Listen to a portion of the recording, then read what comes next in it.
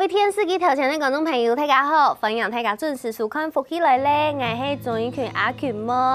今日节目当中要同大家来分享一个当神奇的节日。大家就想到讲，5月啦，会想到乜嘅节日哦？可能就会想到讲，呀，母亲节啊。不过除咗母亲节以外，今日要同大家来分享嘅节日係同昆虫有關，係乜嘅昆蟲咯？係蜂嘅。5月20號係呀世界蜂嘅日，上來呀蜂嘅做乜嘅會有一個節日，韓國蜂嘅又有乜嘅好同大家來分享嘅呢？細細嘅先來分享今日節目裡度有請到嘅來賓，先來分享 TV 係呢蔡明憲先生，歡迎蔡老師，歡迎。大家好，我是蔡明憲，很高興來到客家電視台。好，歡迎蔡老師來到節目裡面。接下來係另外一位來賓係呢曉文太太個分享。係，大家好，我係曉文太，今日當歡喜來到呢個節目，好，感謝大家。歡迎兩位來到節目當中，歡迎兩位來到節目裡面跟大家來分享。那一開始，呢廣式農民啦，當然就要來同大家來分享呀，青蔥柚嘅農色知識呀，農色知識係。蜂嘅沒有自家嘅節日，當然有蜜蜂也有自己的節日，對不對？對。而且這個節日就叫做世界蜜蜂日，我從來沒有聽過。我們請這個老師來跟大家來解釋一下，到底為什麼要給蜜蜂一個節日，好不好？其實大家比較知道的是有世界地球日，就是4月22號。4月23號。對，那蜜蜂呢，因為在環境中佔有非常重要的角色，所以就定一個世界蜜蜂日。那怎麼來的呢？是因為以前有個叫楊沙的一個人，他自己本身是藝術家，對，然後他對蜜蜂非常有興趣，所以長期研究蜜蜂。那他就會在蜂箱的門口呢，就塗上不同的顏色彩繪，做藝術創作，然後同時研究蜜蜂，所以他對於蜜蜂的很多的生物學習性有很多的這個了解跟認識，所以也開了課程，在當時是一個非常重要的一個授課的教育老師。那為了紀念他對蜜蜂的貢獻，所以呢就有一個520的世界蜜蜂日。哦，所以這個5月20號世界蜜蜂日的由來就會按用來嘅。不過為什麼我們要這麼關注蜜蜂？蜜蜂對於我們的日常生活當中，上來有乜嘅這麼重要的地位，需要給它一個節日呢？但是我相信很多電視機條前的觀眾朋友，以前我在小時候就有在看蟲蟲危機啊、蜂電影啊這一類的跟昆蟲相關的電影，就會知道其實昆蟲對於我們的農作物來講，其實是非常重要的，在我們日常生活中非常重要的一環。所以呢，今日要同大家來分享一下蜂嘅蔥柚哦。我們想要來先問一下老師，其實我們知道你教大家來做這個養蜂這一件事情，想要問一下老師，你一開始是怎麼接觸到蜜蜂，跟蜜蜂的淵源是怎麼來的？我在大學的時候，因為要進實驗室，我在宜蘭大學就讀。那我們就是要進一個實驗室去做專題研究。當時我就選了這個跟蜜蜂相關的研究的老師，就是宜蘭大學的陳玉文陳教授，他是我恩師。那我就因為他的關係呢，就開始接觸了蜜蜂。對，就喜歡蜜蜂嗎？對，就是我記得有一次我住台北，那我們學校蜂場在宜蘭嘛，可是我沒有每個禮拜都回台北。然後有一次我在假日的時候就去打掃蜂場，那低頭在掃地的時候呢，就看到那個蜜蜂的後腳。它後腳有一個花粉蘭的結構，攜帶了2顆圓圓的花粉，爬回巢，就覺得哇好可愛。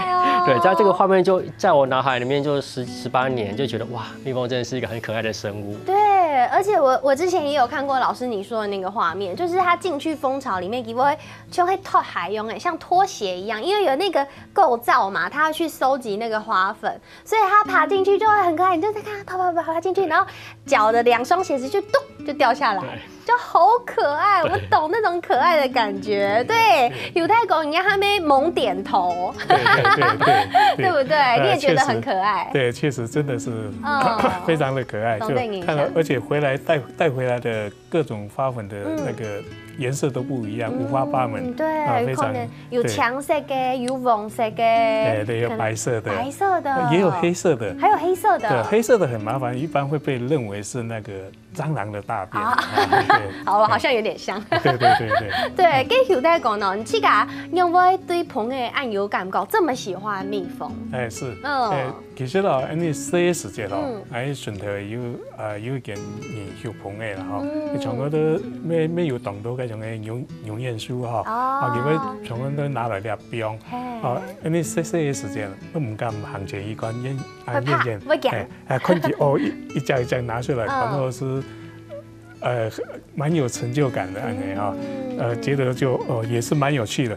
為什麼你學個棚誒，這個會背出去，這個又會背轉來，又會帶東西轉來，就會蠻向往這樣子的生活。但是給你還小的時候做3年的事情，對。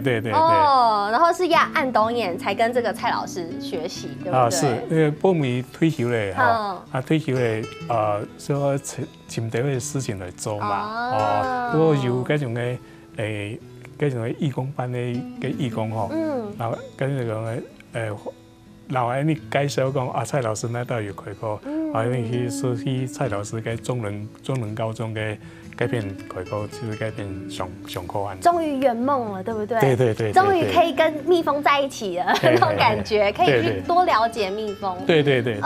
所以其實我知道蔡老師您在推動的課程有一個部分叫做城市養蜂，是對，但是這個對於都市人來講，可能會吃到奇怪，我為什麼在城市還可以養蜂？那推動城市養蜂的目的又是什麼？為什麼要在城市養蜂？大家都會以為好像蜜蜂就會活在鄉村，不應該在都市出現。可是會忘記一件事情，蜜蜂跟很多的生物，跟螞蟻、蟑螂、蝴蝶一樣，都會活在我們的環境四周，它跟我們一起共享這個大自然的資源。只是因為在都市裡面水泥化以後，它失去了它的棲地，所以它其實本來就應該會在都市裡面。可能即便沒有人養，可能在公園的某個樹洞，或者是某個石縫，就會有蜜蜂。對。那因為都市人呢，他跟大自然之間的距離比較遠，可能因為生活壓力的關係，所以我們希望透過蜜蜂這個生物，讓大家了解人跟蜜蜂，還有蜜蜂跟環境之間的關係。那其實像這樣子的了解，比如說假設我今天以我來當做例子好了，我在新北市有一個家，然後我在新北市的家裡，我有可能可以在哪裡來做城市養蜂這件事情呢？只要可以放一個蜂箱的空間就可以，你可以在窗台、陽台或者是頂樓的天台，只要那個產權是自己的就可以。真的嗎？所以這一個蜂箱大概有多大？一個蜂箱大概是50公分立方，50乘以50。對，當然也有更小的。有更小的，感覺很可愛。所以我可以在城市裡面養蜂，能夠觀察給生態，觀察它的生態，然後甚至我還會有一點點的回報。沒錯。好有趣。就當寵物養。當寵物養。對，你把它當寵物的概念。但是我有一個問題，因為東東你看到蜂就會知道東江，就它會不會叮我？我們當然不會忽視蜂蟄帶來的風險，可是也沒有必要鞏固了自己的恐懼或放大內心的恐懼。因為其實很多的時候是因為想象，覺得蜜蜂好像真的很恐怖，但事實上也沒有。因為如果你用正確的方式跟它互動，它不一定會叮你。然後叮了之後呢，它就會讓你疼痛感，可是其實不會叮死人。我們都以為好像把蜜蜂跟虎頭蜂聯想在一起了，對，是對它有一點誤會。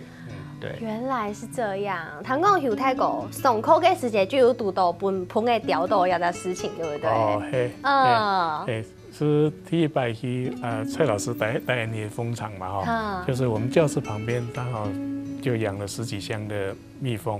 那蔡老師會帶我們去上實際操作的課嘛。那第一次打開來的時候，哇，坦白講還不熟悉啦，就是動作要慢啦，我們沒有動作慢就會被蜜蜂叮。被聽到那蔡老師就在笑我們說你今天賺了500塊。為什麼賺500塊呢？因為外面就是有一種叫做蜂療法，他被叮一次要花500塊，所以說蔡老師就會再虧我們說那你今天賺到500塊。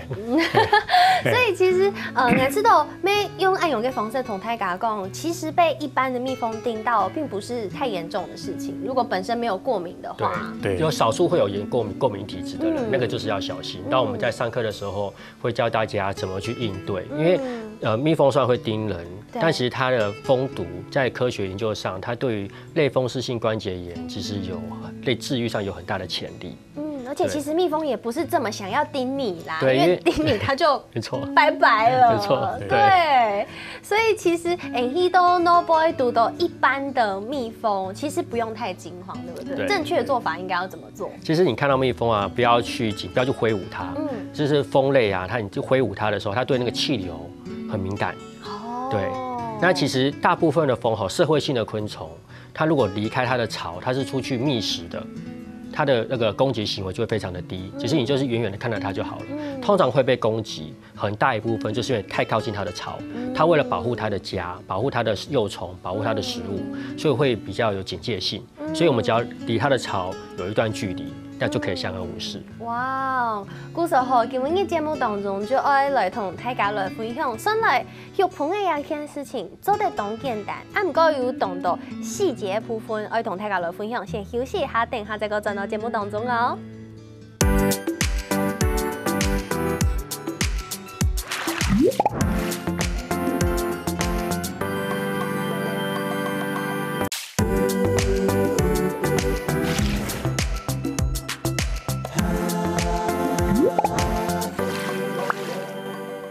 好，欢迎大家又转到福起来咧，我是钟英群阿群妹。今日节目当中，我同大家来分享做得起家育蜂的一件事情。不过当然啦，我先去上课啊，我先去多了解单位吼。今日节目当中就有请到专门同大家来分享用办育蜂的个蔡老师，韩国已经有啲个育蜂的个邱太哥来同大家来分享。想要先来问一下蔡老师，蔡老师你自己在教学养蜂的课程就已经有4个学分。这是主要是我们是在松山社区大学开课，是。那我的课程呢有送到国立师范大学做认证，对，所以我们的课程呢，如果你都通过了，你就可以拿到一个国立师范大学的证书，然后它等同于师大的课程。哇塞，这个课程内容其实很多哎，所以我就想要来问一下老师，其实你教的内容到底有哪些类别是养蜂的什么？养蜂的须知，养蜂的哪些部分可以多到让你教到4个学分这么多的课？最基本的就是我们会从生物学讲，就是蜜蜂跟昆虫生物学、昆虫学相关的知识，然后带到蜜蜂的生物学知识。对，当然这个是第一个部分。再来就是会有养蜂技术，对，就是怎么教你去照顾它4季的管理，还有就是你在照顾的过程，蜜蜂跟人一样都会生病。所以我们会告诉你怎么去防治蜜蜂的生病，然后再来就是蜜蜂它喜欢哪些食物，还有蜜粉源植物的介绍。然后我们会就透过这种从蜜蜂带到植物，再带到环境议题，比如说蜜蜂跟农药的问题。对。那除了蜜蜂之外，环境中有非常多的独居性的蜂类，蜜蜂只是占所有蜂类的一小部分而已。因为我们光是想到我们认知当中的蜜蜂，就会想到就是做这个蜂蜜的蜜蜂，对不对？还有小熊维尼里面的蜜蜂，也是因为小熊维尼喜欢吃蜂蜜，所以才会想到那个蜜蜂。但其实你说它只占了我们蜂的种类的一小部分。对。那其他剩下的那一大部分呢？其实蜂全世界有大概12万种的蜂类，那会访花的大概超过3万种。我们在英文啊，就是 bee 这个单字，对，它其实不能翻译叫蜜蜂，那个蜜蜂的英文应该叫 honey bee， 要 honey bee 才可以叫做是蜜蜂，对，但是 bee， 对 bee 是指所有蜂类的统称，对，那只有这些蜂类呢，只有一小部分会把蜜存在家里面，而大部分的蜂呢不会储存蜂蜜在家里。原来是这样。对，所以这些独居性的蜂类呢，长期被忽略，因为它不会生产人类喜欢的蜂蜜。可是它为什么这么重要？是因为很多的独居性蜂类，它是原生种。是。然后植物的传粉呢，需要透过不同的昆虫的帮忙。在演化上，这个叫做共同演化。不同的植物会吸引不同的昆虫。对。所以这些独居性的蜂类，因为种类繁多，所以不同的植物就需要靠它们的帮忙。对，这是一个传粉的需求。再来就是有一些独居性蜂类，它在照顾幼虫的过程当中呢，这个会去外面捕猎，去抓一些小昆虫，例如说肉食性的蜂，对，就是像毛毛虫啊。我们在种菜的时候，常常很讨厌那个毛毛虫吃掉菜。对。那这个独居性的独居蜂妈妈呢，为了去照顾幼虫，就会去田里面把这个毛毛虫抓起来，当做它小宝宝的食物。所以独居蜂的另外一个很重要的用途，在农业上就是给控制害虫的数量，可以做一个生物防治，对，就是等于说，蜂诶不但像会吃花蜜，也是有另外一类的蜂，它们是会去吃虫的，对。所以我们在野外看到的有一些蜂，它可能是没有存花蜜在家里的，对，它是有特殊的功用。而且刚刚讲到很重要的就是授粉这一件事情。简单来讲，医师就会讲，亚种蜂诶只能专为某一类的植物来做授粉，做搞法给发。亚个蜂诶它消失了，它灭绝了。相对的，亚种车波可能就没有办法搞发，这一株植物它可能就没有办法再继续传宗接代，因为它少了很重要的这个授粉的媒介，对不对？所以其实蜜蜂对于我们的环境指标来说是非常非常重要的。太阳扣你会吃肉，我们目前讲的这些东西好像很专业，好像很困难。那想问一下老师，你的学生通常都是哪一些学生才会想来上课呢？比如说邱大哥，你是自己对于蜂诶懂有兴趣嘛？从小就懂好，跟人家同好呢。你的同学呢？一般是上我这个学蜂诶，让我去上课。但是呢，一般以为上的咧让我请蔬菜来学蜂诶，甲以为是学电蜂诶，基本知识不够，就会请蔡老师那边。所以也有专业养蜂的蜂农来找老师上课。对。有没有很怕蜜蜂，想要克服自己心理障碍的？有学员他就对蜜蜂很好奇，可是不知道怎么亲近它，对，所以就会来上课，想了解蜜蜂到底是什么生物，也会有就对了。那有太讲，七家没真紧去上课嘞，然后真实的接触了蜜蜂，韩国没真紧七家学蜂诶。你可以订那一片学蜂诶。抓下迄个苗栗嗰片学蜂诶。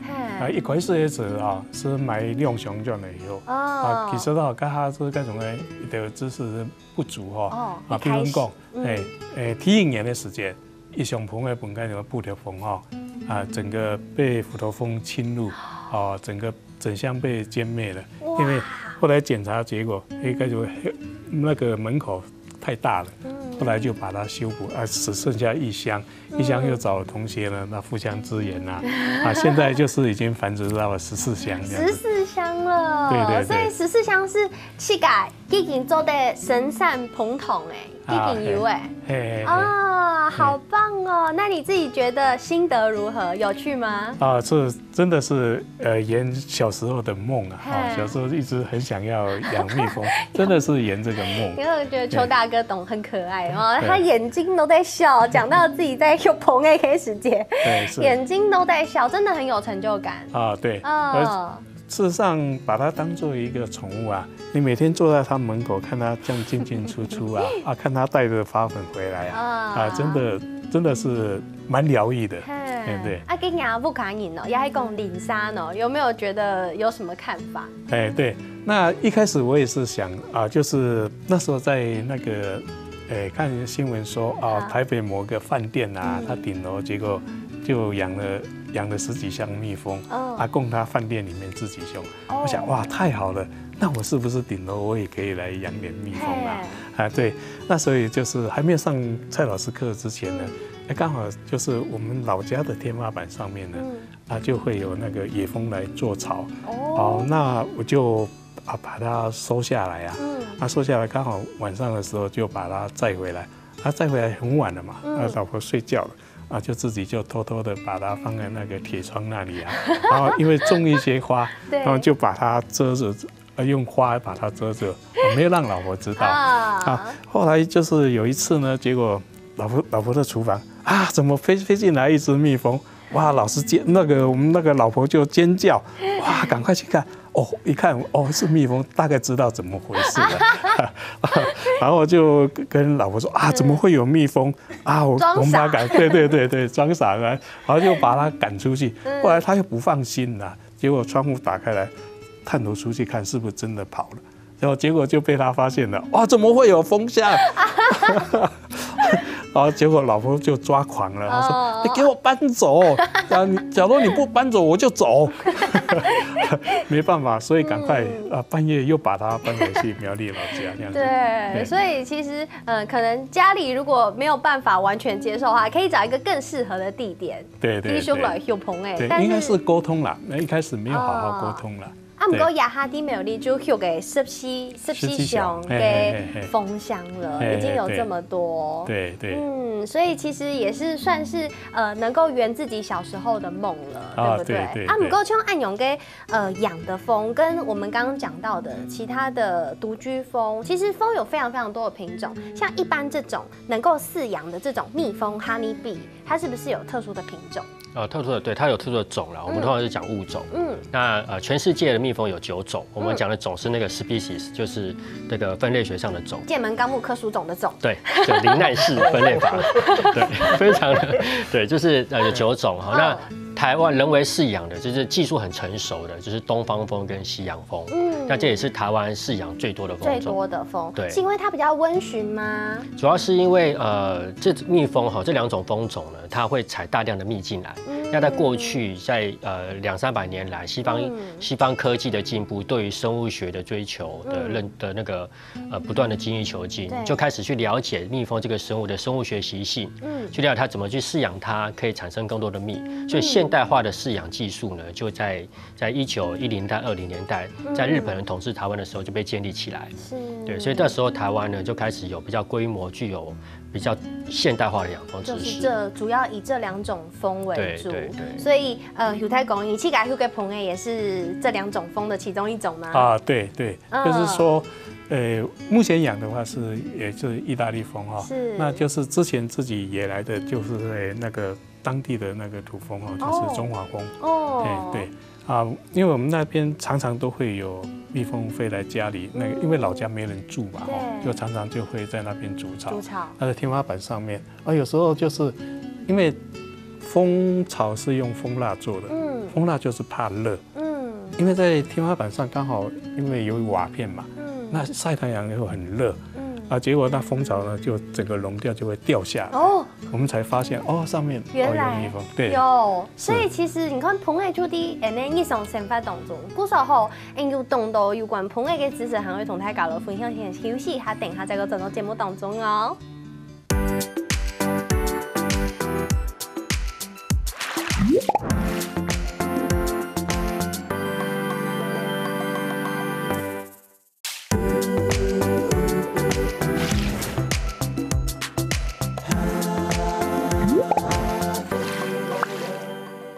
好，分享大家又真到福起来咧，我係仲一群阿群妹，今日節目當中同大家來分享蜂誒。剛剛好，蔡先生這個蔡老師有跟大家來分享到說，蜂誒有分獨居蜂跟我們一般常見的那個大家住在一起有群聚的那一些蜂。但是呢，關於這樣子的獨居蜂，在課程裡面還有懂 TP 咯，同家都設計一咧底沙。幫他們設計了一個旅館，而且是課程是可以 DIY 的。為什麼要幫他們設計旅館呢？就是因為剛剛有提到，這個環境中有很多不同的蜂類，我們常常只關心某一種對人類有幫助、會產蜂蜜的這些蜂類，但是就忽略這一些沒有產品的蜂，它沒有辦法直接給人有一個直接的經濟效益的。可是這些野生的原生種的蜂類呢，對環境中很重要。例如剛剛有提到，它會幫不同的植物授粉，甚至有一些蜂類呢，它會去環境中抓小昆蟲，控制害蟲的數量。那這個獨居蜂旅舍呢，我們也可以作為環境監測。就是說剛剛有提到，它會做這個這個控制害蟲數量嘛。所以如果你把你的做獨居蜂旅舍呢放在你的田裡面，如果是放在這個慣行農法的田裡，它的這個幼期稻的數量就會比較少。可是如果你放在這個永續農田裡面，它幼期稻數量就比較多。那代表什麼意思？其實代表就是我們以為殺蟲劑可以殺光所有的害蟲，其實沒有。害蟲那個殺蟲劑殺了害蟲之後，反而會選態出具有抗藥品性的害蟲，把害蟲的天敵這些毛毛蟲也殺死了。那我們就只能一直使用化學農藥，這個其實是慣行農法一個很大的問題。對，所以其實我們透過這樣子的蜂箱，我們可以監測我們的環境，對，看你到底這個農田，比如說有沒有農藥是最基本的嘛，那個蟲的數量就很明顯了。所以可以借由這樣子的方式，推廣本台嘎，讓大家一起來接觸我們的蜜蜂，不止蜜蜂，蜂，各种蜂类，对，不能只讲蜜蜂，各种蜂类。所以其实这里面听说是已经有住客了，是不是？对，你只要看到这个住户在里面。对，这个独居蜂它的这个住的条件呢，就是有一定的规格。通常我们会选择竹子，为什么选竹子？因为我们当时在推动的过程的初衷是希望能够帮助农民。它可以用很简单的材料、便宜的材料就地取材，即使这个东西掉到田里面，它可以跟大自然分解。所以最好的材料就是竹子。那我们就会教导农民，就是选定特定竹子的长度跟孔径的大小，然后把它捆成一捆，放在特定的位置跟季节，然后引诱这些独居蜂来。那你要发现你的竹管里头这个开口的地方被泥巴挡住了，就表示这个蜂妈妈已经在里面产卵了。原来是这样，所以里面就有小小的独居蜂，等到压到胎也够黑，就会自己飞出来，就会去外面找虫吃了。对，而且像这样子的独居蜂，是不是其实在 NN 上先发动作，大家会看到，很常看到，对不对？像是比如说大哥有泰国黑不黑有读到那个泥蜂？哦，对。尤其你个乡下的时节吼，碰到嗰种的泥蜂啊，你大家听我讲嘛，个眼容的啊。哦，是哦，眼容也是在讲泥蜂哦。对对对。哦。啊，它就会在那个衣橱里面啊，给你筑巢啦，就变成它弄很多那个泥巴进去，就是一颗一堆这样子。对对对对对对。那另外还有一个独居蜂，就是说我们乡下有那个晒衣杆，竹子做的晒衣杆。那个是竹蜂呢。哦，有这个很常见。对对对。董家看到，原来它也是蜂哦。哦，对，它就会竹子里面咬一个洞，然后它也会产卵在里面，然后也会放一些小虫进去啊。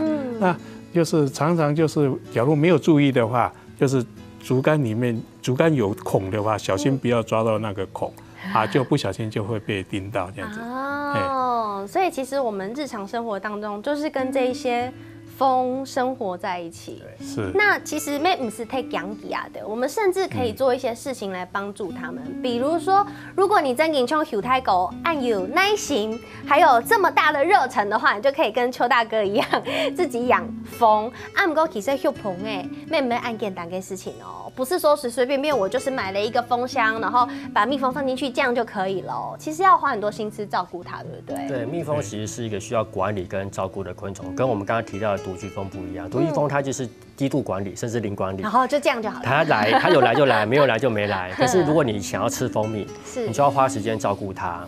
对，其实我们在推动养蜂的过程，不是这个目的，不是希望人人成为蜂农，而是希望去了解蜜蜂，了解蜜蜂的生态之后呢，你可以进而去关心它。那你如果心有余力，或者是你的条件许可、资源允许，你就可以养蜂。那如果你不能养蜂，其实你也可以透过种一些蜜源植物啦。比如说，我们可以种什么日常生活中常见的蜜源植物嘛？最简单的，种你喜欢的。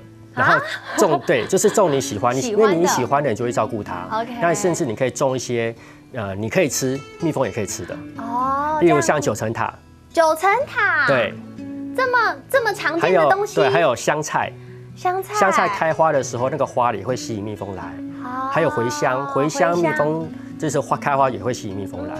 那这些都是我们平常生活中的食材，所以我们种这些呢，不但你自己可以吃，蜜蜂也可以吃。就可食蜜源植物，所以我们如果就是阳台想要种点东西，我们就可以优先选种这样子的植物，对不对？可食的蜜源植物，我们可以透过这个方式来爱护蜜蜂。还有嘛，因为其实一般人可能没有办法真的在家里就这样子养了蜂。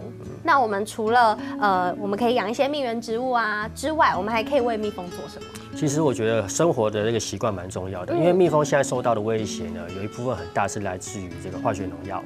那我们当然不是我们不是农夫，不会再去撒农药，可是不能忘记，就是我们的消费行为会改变生产行为。因为土地这个农夫所种植这些菜的时候，为了撒农药，目的是希望他的菜能够符合消费者的需求。对，所以当我们如果能够了解这个意识的时候，我们就可以去花一点钱支持友善小农，让它有更多的资源去善待土地，生产更多友善的食物。这样子的话，成为一个正向的循环。对，其实我们可能没有想到说，因为我们这个节目夫妻来了，一直以来我们邀请了非常多，不管是友善的农民，或者是有机种植的农民，他们推广的当然就是吃的健康嘛。但是我们没有想到的是，黑共颜色都含卡孔天，有可能可以帮助整个生态环境。我们只是食物链里面的一环，可是如果我们改变了我们的消费习惯，你都去买的有机市场的东西，有机的农产品，我们可能走进去超市的时候，我们在有机的柜位前面看了一下，那可能就会改变我们整个农产品的生产的方式。对，这就是我们可以做到的爱护生态或者是爱护蜂的一种方式。对，不但自己健康，对，蜜蜂也不会受到威胁，土地也会健康。我觉得是一个正向的循环。对，我们就是透过蜜蜂这个生物，让大家了解这件事情。那我们可以做到，日常生活中可以做到的是这些。我们黑狗像后台狗熊用已经可以自己养蜂了，和又给湿吸熊，当然你就会有更多的回馈啦。毕竟共就是这一些，噔噔噔噔噔噔噔，这个有膨筒，还有像这个是蜜蜂的蜂巢。对，蜜蜂会把蜜存在这个六角形巢房里面。那这个是我们说的巢蜜。巢蜜。对，但蜜蜂就是很多蜜，我们为什么可以采蜜回来？就是因为外界蜜源植物非常多，那它家放不下了，我们就可以采收回来。那所以，可是也有例外情况，就是如果外面植物很少，蜜蜂自己不够吃，这时候养蜂人就要尽到责任去照顾它，例如说喂糖水，不要让它饿肚子，这时候我们就不会采收蜂蜜。对，所以采蜜会需要一定的条件。对，那除了像这个蜂产品之外，我们还有一些 DIY 的这个课程跟特色，对，来回应一下环境议题。比如说我手上的这个，大家想说呀 ，QQ 啊，嗡嗡，就黄黄皱皱的布到底是什么东西？怎么会有这么脏的手帕呢？老师，这个是蜂蜡布哦。其实我们在做这个蜂蜡布呢，是一个初衷，就是希望能够减少塑胶制品的使用。举例来说，我们家家户户常常会用到保鲜膜。那保鲜膜通常都是一次性的，用完就丢，每天都在用，所以无形中就制造了很多塑胶垃圾。那我们希望我们用的东西是可以重复再利用，所以就把布跟蜂蜡是一个疏水性、防水的东西，两个结合在一起，就是溶掉的蜂蜡，然后泡进去，对，跟布结合在一起，让这个布就有防水的功能，它可以取代保鲜膜。例如说你三明治吃到一半，那就可以包起来，就可以少用一个塑胶袋。哇！所以其实如果今天我把这个蜂蜡布带在身上，我早餐吃不完，我就不用拿塑胶袋了。我其实就用这个把它稍微包起来，放在我的包包里面，因为它防水。对。那我下一次要用的时候，清洗之后就可以了。对，水冲一冲就可以了，因为这个它是疏水性的嘛，所以水冲过。如果你真的有点担心，就用点就一点点的中性的洗洁剂稍微清一下，大部分用清水清一清就可以重复再利用。哇！所以你看哦，你关心你朋友，关心你吃盐生态，其实对我们都是有各种好处，然后没有坏处的。故手后，今天节目当中，谢谢蔡老师，也谢谢邱太哥，谢谢两位来同大家来分享这么重要的知识哦。没什么大家嘅收看，休息一下，看好了做运动哦。